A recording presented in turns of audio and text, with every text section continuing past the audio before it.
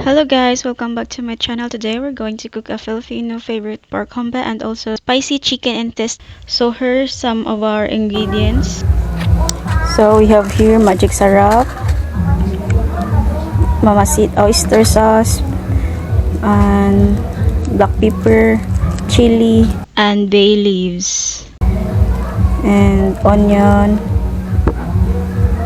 garlic, and intestine. So first, you have to cut the ingredients into the size you prefer, whether you like them big and chunky or smaller bite-sized pieces. It's really up to your taste, guys. So here's our ingredients, guys. Ready na siya. So now, let's heat the pan first. Then we'll add the pork. We don't need to put any oil because pork belly already has a lot of fat. So we'll let it render out before adding the other ingredients. Just keep stirring from time to time so the pork doesn't stick and cooks evenly.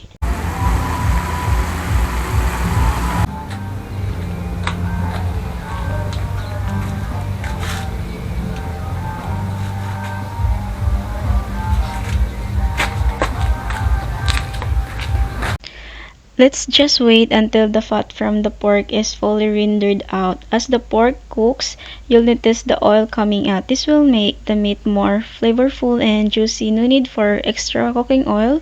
The natural fat will do the work for us. Just keep stirring occasionally so it doesn't stick or burn. Now let's add the garlic and onion. We're not including the chili here because that's one reserved for our chicken intestine dish. Just saute the garlic and onion until they become fragrant and slightly golden. This will bring out their natural sweetness and make our humba more flavorful. Char.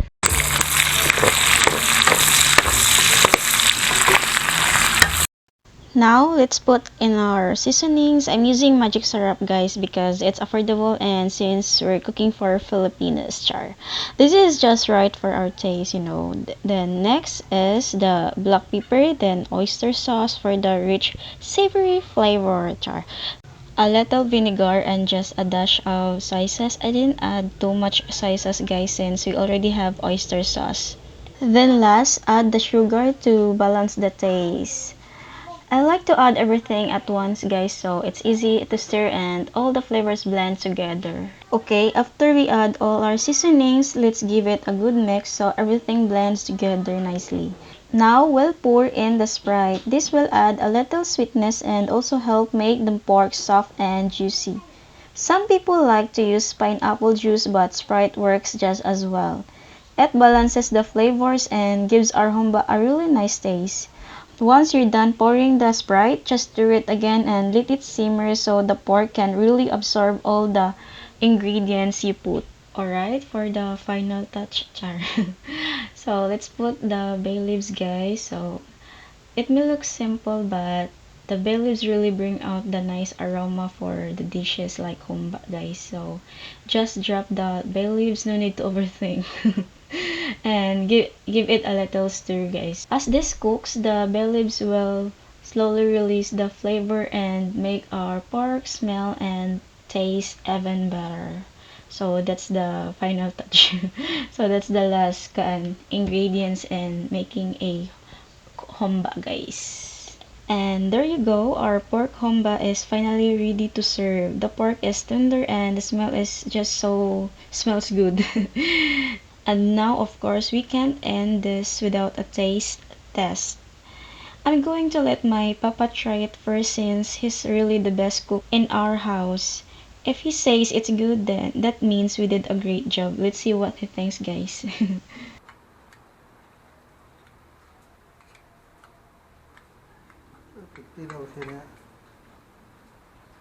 Na.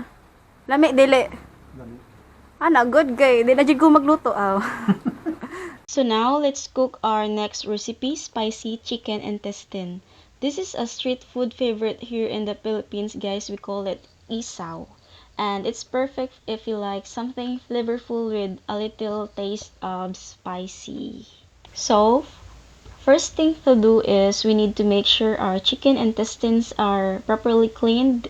That's really important so we get rid of any smell and make the dish more appetizing. Once they are clean, boil them. I already boiled it earlier. I just didn't show it on cam. Now we're going to prepare the ingredients that we need. We're just going to use the leftover ingredients earlier so nothing goes to waste, charot. I actually saved some on purpose for this dish, guys. So now let's prepare our ingredients. I already chopped the onion earlier. I just buy one piece of onion, so yeah. And I made sure to save a little for our last recipe. So nothing goes to waste here, guys. If I could include the garlic peel, I probably would. So just kidding. Now let's chop our chili. I'm just using this long chili for today since I wasn't able to get the smaller ones, guys, the one that are extra spicy, because I was the one who went to the market to buy all the ingredients, guys. So by the way, shout out to my kuya, the sponsor for today's cooking show. My brother is already has a wife, but he still asked me to cook this because he was too lazy to do it himself. His wife has work today, and since it's his day off, he passed the cooking job to me. Poor Bunso, right? but it is but it's okay. At least I get some content out of it for you guys. Double win-win situation. I have a food and also a content. Actually, guys, this spicy chicken intestine wasn't part of the budget that was given to me, but since I still had some change left, instead of returning it to my brother, I just decided to buy this instead. Of course, I told him about it, and he didn't complain at all. I mean, who would complain when I'm the one cooking, right? Alright guys, let's start cooking our spicy chicken intestine. First, heat up the pan, make sure it's nice and hot before we add anything because it will stick mangot if the pan is not hot. So next, pour a little cooking oil and wait until it's heat up as well. Once the oil is ready, let's add the garlic and onion. You'll know it's cooking perfectly once you smell that fragrant aroma, guys. So just give it a good stir so the flavor spreads the charot. Alright, now let's add our chicken intestine to the pan. Just drop it, guys, and start mixing them with the garlic and onion. You'll already start to smell all those flavor coming together. It makes my mouth water. Keep stirring so every piece get cooked nicely and make sure nothing sticks to the pan. So yeah. Once the chicken intestine starts to turn a little brown, add the black pepper and give it a really good stir so the flavor spread. After that, we'll add the chili. This is what gives our dish that spicy flavor, guys. And stir it again so everything mixes nicely. See that, guys? It's already getting that nice brown color. I'm gonna add some magic syrup now and stir it in so it's all evenly seasoned. Next, I'm using the leftover oyster from our humba earlier. We're also saving it for this dish. By all the ingredients. Also the magic syrup. I also mix a little vinegar and soy sauce in a bowl, guys, as you can see in the video. Char.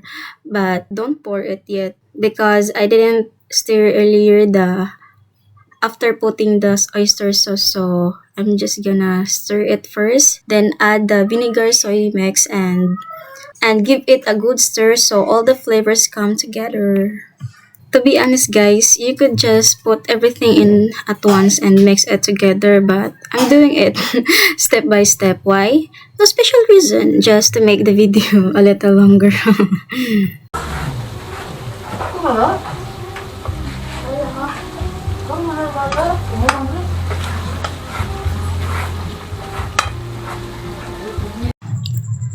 Okay guys, now that the chicken intestine are almost done, let's turn the heat down a bit so it doesn't overcook. Then add the sugar, just a little, and stir it. So why we add sugar, guys? It's because sugar balanced out the spiciness from the chili that we add and it brings out the savory flavors even more. Next, we'll add the bay leaves. I make them smaller pieces because we don't have a lot of chicken intestine, so we'll just add one piece to get that aroma without overpowering the dish. And it smells good na, guys, even though we just add a little. Now give everything a really good stir so the ingredients mix nicely. I like to do this slowly so I can see the color turning golden brown. And tada! Our spicy chicken intestine is finally ready to serve, guys. Look at the color, guys. And also the aroma, it's just perfect. Because I'm the great chef, Charot. Just bragging. You can serve this with rice. So that's all, guys. I'm going to eat na char. So, I hope you enjoyed cooking charot, watching me cook today. Thank you so much. Don't forget to like, comment, and subscribe for more recipes and fun videos. See you next time, everyone. Mwah mwah.